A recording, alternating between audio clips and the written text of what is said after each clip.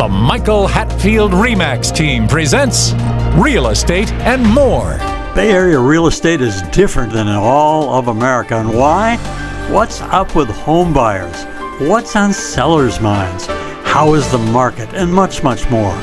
Now, here's your host, Michael Hatfield. Well, welcome to the Real Estate and More show. Thank you for listening this morning.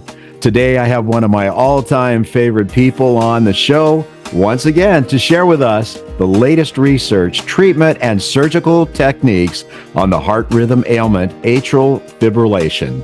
We are blessed to have Dr. Komandoor Srivathsan, world-class cardiologist from the Mayo Clinic. The Mayo Clinic happens to be the #1 ranked medical institution in the United States, and this gentleman is known affectionately by all as Dr. Sri. By the way, he lectures all over the world in matters concerning the human heart. I am very grateful to have him on the show once again. Welcome to the show, Dr. Srivathsan. Thank you, Michael. Thank you for inviting me. It's a privilege. Now, we were going to focus today on atrial fibrillation. It's something that affects the entire population much more than what we believe it to be. And there's different types of AFib. Can you share what those types are?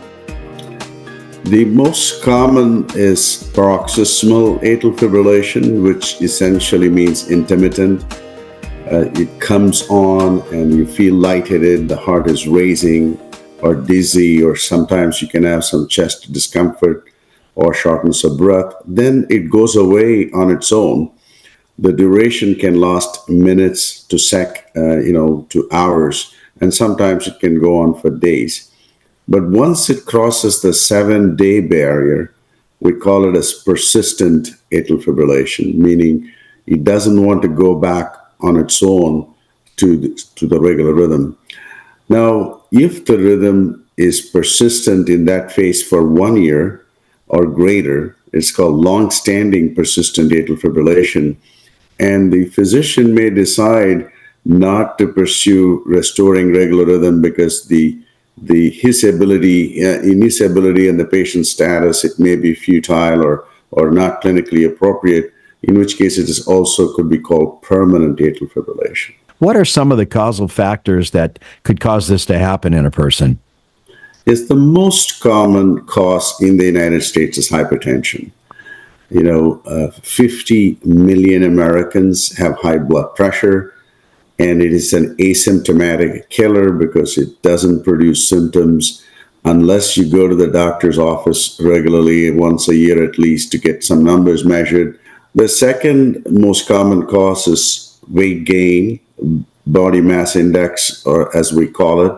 If it's greater than 30, it increases. Sleep apnea, which is snoring very heavily and quitting to breathe at night, is a big problem. And if your spouse is complaining of snoring, it's probably worthwhile getting investigated.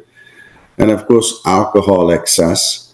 Sometimes it's called the holiday heart syndrome, and people go on vacation and drink a lot of alcohol. It's actually, there's a medical term called gamma alcoholism, where people don't drink on a day-to-day basis, but on a weekend or on a trip with friends, they just drink excessive amount, like 8 to 12 beers or whatever equivalent, and then they subsequently develop atrial fibrillation. But chronic excess consumption exceeding 1 to 2 glasses of wine a day can actually lead to atrial fibrillation. And sometimes hyperthyroidism, where the thyroid gland is overactive.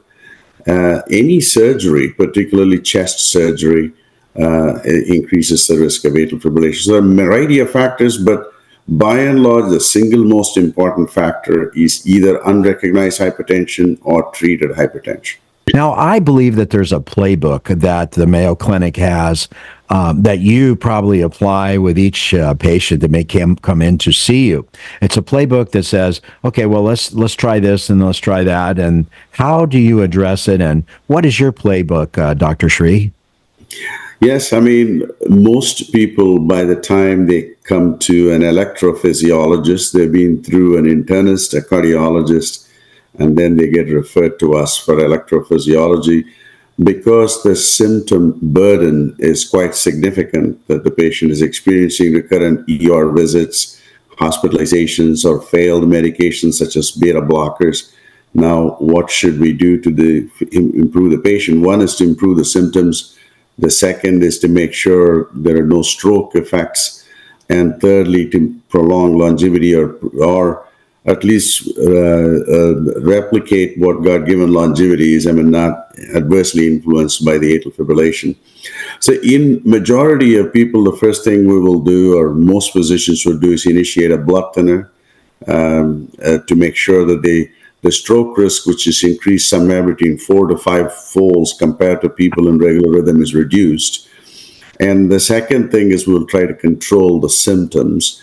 And the symptoms are usually controlled either with beta blockers or more likely what I call antiarrhythmic medications.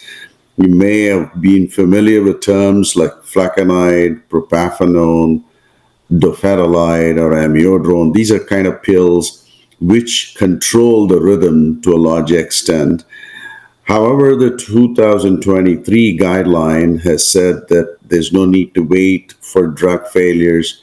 You can directly go and perform an ablation. An ablation is a procedure where the physician threads a catheter, like similar to the angiogram catheter, but a little bit more made up of wires, which can deliver energy like electrocautery energy or freezing, cooling energy to disrupt the pathways through which the atrial fibrillation spread in the heart.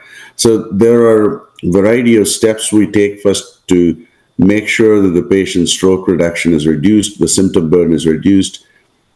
And thirdly, we want to restore regular rhythm to maintain their longevity, which is, especially if they're in heart failure, such as shortness of breath or low pumping ability of the heart, it becomes more incumbent to restore the regular rhythm. AFib, I understand, is the most common arrhythmia diagnosed in clinical practice, and estimates of AFib in the U.S. range from about 2.7 to 6.1 million of our population, and that number is expected to rise to 12.1 million in 2030. What are your thoughts as to why the number may rise in the population of the United States to that big number in 2030? What would generate that type of an increase in atrial fibrillation? Yeah, it's a very good question. It's a population problem. So now let us look at the current state of affairs. Somewhere around 3.5 million people have diagnosed atrial fibrillation. There is supposedly 8 million people totally who have AFib but don't even know it, or either their Apple Watch is recording and they're waiting, or some form of wearable is recording it, and somebody has not yet interpreted it or not confirmed it. Then we have a condition called pre-atrial fibrillation, which is having a lot of extra beats and what we call non-sustained atrial tachycardia. This may affect 15 to 18 million of the population. So we have the effect of high blood pressure, which is 50 million, is affecting about a third of the population with some form of disturbance in the rhythm problems. The reason is the heart is getting stretched, and each muscle fiber is part of an electrical circuit. And when they break down, the electricity can spin around these broken down spots, causing atrial fibrillation. Besides, the most seminal work was done from France by Dr. Hasegaer, who said the most atrial fibrillation is by rapid firing from the veins that bring blood back into the lung, called pulmonary veins. Pulmonary is basically lung, and lung veins, at the mouth of them, there are cells which are firing away at rapid speed. And that was his seminal work, but also hypertension being so associated with atrial fibrillation can cause all this. Some valvular heart disease, supposing mitral valve is leaking, which is the second most common valve problem in the United States, called mitral valve prolapse, or myxomatous mitral valve is the official term. When you leak blood back into the left atrium, the atrium is getting stretched, and that also can break down the fibers. So valvular heart disease is another cause for atrial fibrillation. So we can see atrial fibrillation is becoming much more common as we start having much and more hypertension, plus weight gain, which essentially means the heart, which was designed to supply. Let me use an analogy. Like if you have a 4-cylinder engine and asked to do a 6-cylinder work because you've gained about 1.5% weight, then the heart is bound to experience some rhythm problems or sputtering called atrial fibrillation. If someone comes to you, you analyze after they've been through the process of a couple ER visits and they've seen their own doctor numerous times and their own cardiologist, they come to the Mayo Clinic and they see an electrophysiologist that analyzes it. You use a playbook that says, okay, well, we're going to try these medications, antiarrhythmic. If they don't work, eventually down the road, you're requesting that you lose a little bit of weight, you exercise, you get your blood pressure under control. Then it comes down to the ablation. With ablation, there's several different types of ablation, I understand. And what is the ablation? What actually is done in an ablation procedure, and what types of procedures are used with that procedure? Yeah, it's a very good question. First, we have a source of the arrhythmia, which is generally accepted as the mouth of the lung veins or the pulmonary veins. Now, in the very beginning, we were directly targeting the source. And what happened was the mouth veins didn't like the heat energy, and they started shrinking in size, preventing the blood from coming back into the heart, causing pulmonary vein stenosis. So then, if we don't like people, we put them in prison and build a wall around them so they can't get out. And so why not contain these things from getting into the atrium rather than actually going into the vein and destroying the cells? So essentially today we build a barrier out around the mouth veins about 5 millimeters, which is about 1/5 of an inch away, so that the vein itself is not narrow. And we create a barrier. The tissue destruction causes scar, and the scar, which is kind of visible but very small area of the heart.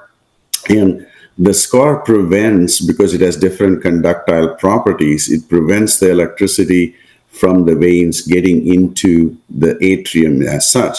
Now, the way we can deliver this energy to create this scar around the mouth of these veins, well, normal people have 4 lung veins.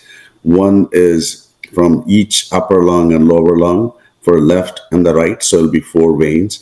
We create a barrier. The scar tissue can be caused by originally what's called thermal ablation, which is radio frequency energy, which is basically taking our home electricity but increasing the frequencies so the heart does not actually see the electricity, but it becomes a conducting wire, and it heats up and it destroys the tissue. Now, you can also freeze. Freezing is taking it to minus 80 degrees. And essentially what happens, the water in the cells crystallizes, breaking the cell membrane. And you can, you always shoot the person twice if the animal is really dead. So you thaw and then refreeze, and therefore the recurrence rates are really low because there are some cells that can withstand a frostbite, basically. And so therefore you refreeze again to make sure that area is completely not able to conduct electricity. Wow. Now, all these issues produced some collateral problems, albeit in very small number of patients. It was producing collateral problems in about 0.5% to 1% of the people, which was of significant magnitude. So we came up with a newer energy form, which is just approved by the FDA in the United States, although available in Europe for 18 months, called the pulse field ablation, which is a form of mini electrical shocks that you deliver near the cells. And what happens, the cells don't like these shocks, and they open up a lot of pores and membranes. That leads to disturbance in their homeostasis. The wall has too many pores, and ion channels open up. Unwanted chemicals get in. destroy the cellular function, and therefore the cell is gradually replaced by fibrosis. Now, the main advantage of this method, collateral damage such as esophageal effects are close to zero. So I think the energy modalities are constantly improving. There was in between two other things came on, but they left. One is a laser, the other is high intensity focused ultrasound. Both of them did not add advantage or value. So today we have thermal ablation versus non-thermal ablation, such as pulse field ablation. Wow. The time that it takes to do one of these procedures has reduced over the years? Absolutely. I mean, in the very first time I did it in 2001 or 2003, it was taking me 6 hours minimum. That is my time. For the patient, it looked like 8 hours because they are under anesthesia before and after for a little bit. And today, with just a thermal ablation like radiofrequency or cryoablation, we can do it in an hour and 30 minutes to 2 hours. But with pulse field ablation, the Europeans are publishing that they're doing it in 55 minutes procedure duration. So really, it has come down quite a bit. So in Mayo Clinic format, we always repeat the map. Even though it adds additional 10, 15 minutes, we want to make sure there are no gaps in our areas of electrical isolation, as we call it, because we're creating barriers. We don't want leak in our barriers. We actually remapped has shown there are some energy forms that don't produce a solid barrier, and you may have to do what's called touch up in these areas to make sure, fortify those areas to make sure that the patient, our goal is the patient should not experience a recurrence. In spite of all these technology, it's not a 100% cure procedure. In a paroxysmal AFib, we can claim 80 to 85% of people in early phases can have symptom relief for at least a year, although there's some tapering with time away from the procedure. But in persistent and permanent atrial fibrillation, the efficacy rates are somewhat lower. A number of years back, I believe you gained preeminence in your field by leading a clinical study of more than 140,000 Mayo heart patients. And you determined as a result of this clinical study that there was a correlation between people that have hiatal hernia and atrial fibrillation. And you extracted other information from that research also. Is that not correct? Yeah, absolutely. So, we felt that patients with hiatus hernia was repeatedly presenting with atrial fibrillation anecdotally.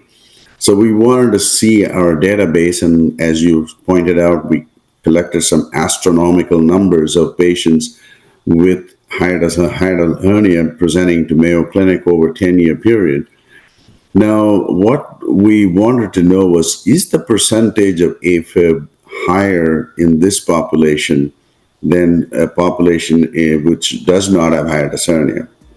And we found there was a significantly higher percentage, 2.5-fold increase in the number of patients with atrial fibrillation.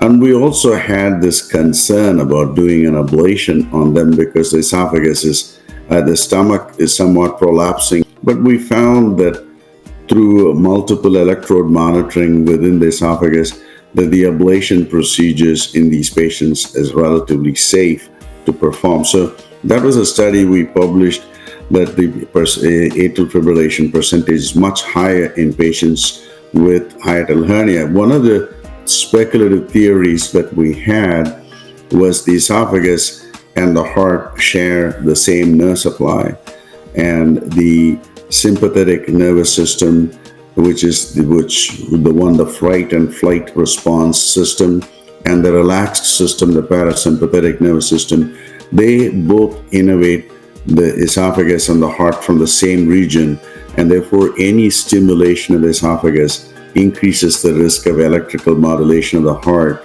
and that in turn leads to atrial fibrillation. Is our theoretical construct of why this increases in hiatal hernia patients. Yeah, is that because of, or is it near where the vagus nerve comes from the back of your brain and it goes down alongside the esophagus and it touches on every organ all the way down to the bladder and so forth, and it goes right through that diaphragm, does it not, in the Yes. chest? Absolutely, you're right. I mean, the vagus nerve takes care of the heart and the upper intestines. The mostly urinary bladder and the urogenital system have an independent vagal or autonomic nervous system coming from the lumbosacral region. There's a specialized, we always call the sympathetic nervous system as a thoracolumbar outflow and the parasympathetic nervous system as a craniosacral outflow.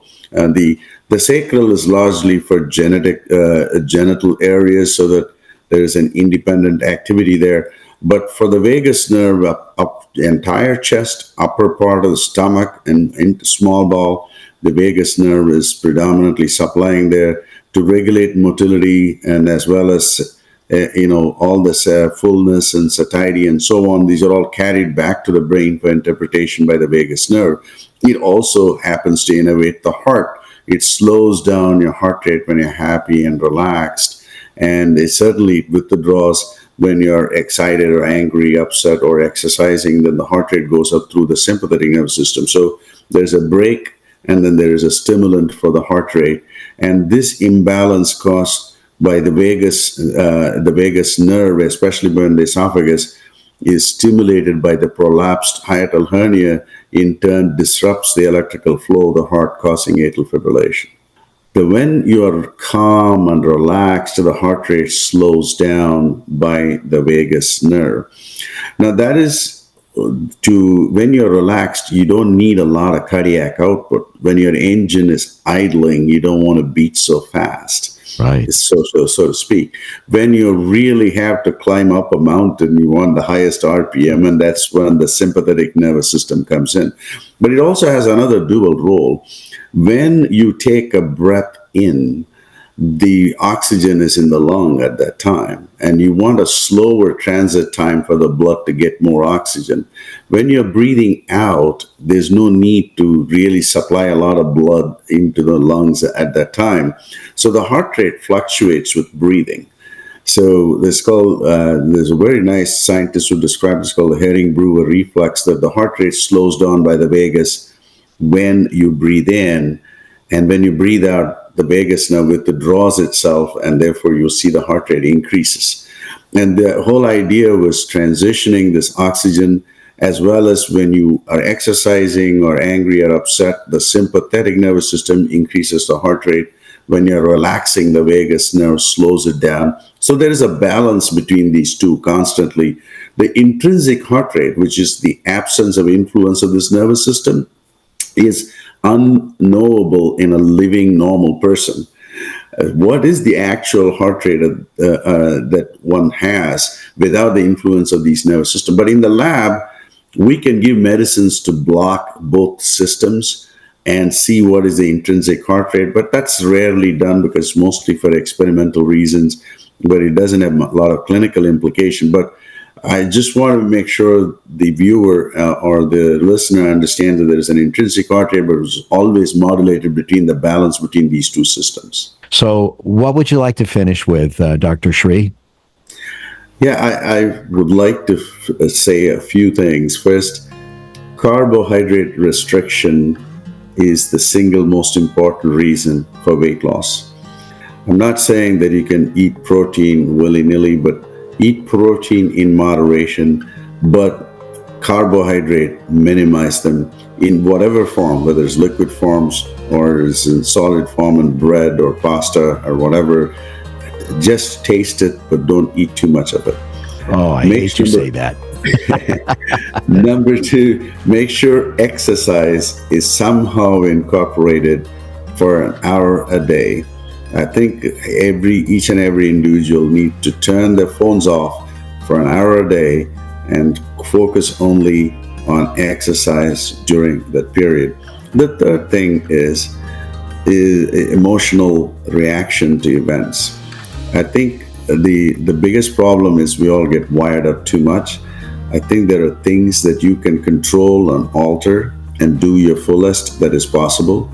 But anything that is left to a third party to control or act, and you can't control their activity and their thought process, best is to leave it to nature, because reacting to somebody else's act or thought or expression is only going to upset you at the end, and and the other person is probably immune from all this because they're not worried about what your reaction is. The best thing is protect yourself. What you can change, you change, and what you cannot influence or change, just accept it and move on. That's the way the world operates this way. I think that these three things, restricting calories and exercise for me time, and then not to react to every little thing that happens around you which you don't have any control, will really put life in a much better position than where we are. In this modern world, we have to get used to these three things. This morning has brought forth a wealth of information and education from one of the world's top cardiologists. So with a focus on atrial fibrillation, a widespread disease affecting our population, Dr. Sri, the Mayo Clinic, they've done amazing work there, and he's so generously devoted time for our listeners this morning. Thank you, Dr. Sri. Thank you so much. Thank you for inviting me.